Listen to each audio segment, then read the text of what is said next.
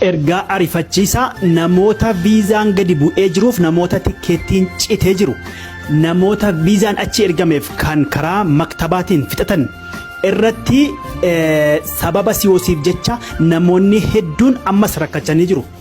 Lammiileen biyya biraa lammii Itoophiyaa hojiif kan gaafataa jiran yoo ta'u biyyoonni hedduun ammas Itoophiyaa keessaa bahuun rakkoo qabaatee jira.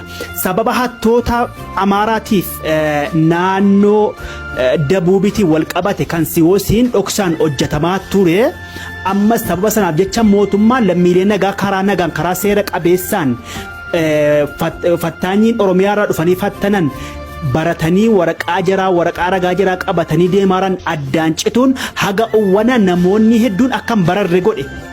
Itti aansuudhaan sababa viizaan dhengeddaa kan ammallee hojiirran oolle xiqqoo umuriin itti dheereffame yoo ta'u ammas irra deebi'ee akka wanni kun hojiirra oolu godhanii jiru LMC'n.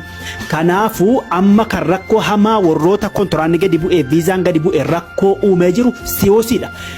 Hattootaaf jecha lammiileen Itoophiyaa kan jijjiiramaaf jecha viizaan biyyoonni biraa viizaa ajajate viizaa argatanii jiran sababa siyoosiif jecha guyyoota 20 kan taa'aa jiran mootummaan waan kana akka sirreessu karaan banamuun karaan lammiileen akka deemanii jijjiiramanuuf kan banameef akka jirri deemanuuf sababa hattootaatiif jecha karaan kun cufamee siyoosiin ijoolleen hedduu bakka siyoositti rakkachaa jiraachuunii fi ammas haalli itti fatanamanii deeman danqaa ta'ee uummata rakkisaa jiraachuun kun rakkoo guddaadha. Mootummaan hattoota kana eddee jirutti haa qabu malee karaa nagaan warra Oromiyaa irraa dhufanii fattanamaaran seera qabeessaan guyyaa 15 baratanii kan fattanamaaran guyyaa 20 baratanii kan fattanamaaran seera qabeessa waan ta'e jennaan ammas atattamaan akka murtiin itti kennamu. Wanni kun irra deddeebi'uudhaan lammiileen Itoophiyaa godaansa seeraan alaa duraan godaanaa turan akka itti deebi'u ajaja. Yeroo karaa seera qabeessaatiin xumurachuu dhaban lammiileen Itoophiyaa godaansa seeraan alaa waggootan hedduuf Somaalee keessaaf Yamaniin qaxxaamuranii baharatti nyaatamaa turan ammas irra deddeebi'uudhaan karaa seera qabeessaa yoo dhumuu dadhaban yoo fixachuu dadhaban karaan itti yoo dheeratu gara sanatti qasheesha jedhan warroonni tokko irraa dubbataa jiran.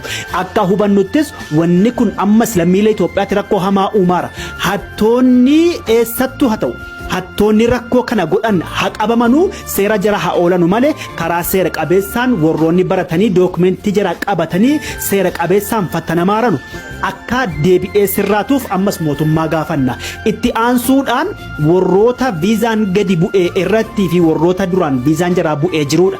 Warroonni viizaan hin bu'in ammas rakkoo keessa jira. Seerri haaraan bahe sun yeroon xiqqoo itti kennamu malee hojiirra kan oolfamaaru yoo ta'u viidiyoo kutaa biraatiin walitti deebina.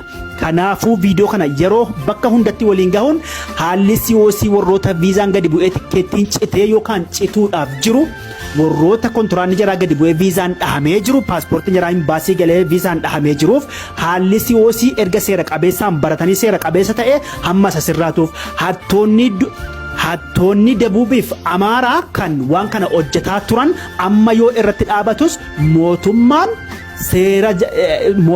seera jara haa oolchu malee karaa nagaa warra baratanii deemaaranu ammas rakkisuun hin barbaachisu jecha viidiyoo biraatiin hanga walitti deebinutti galatooma.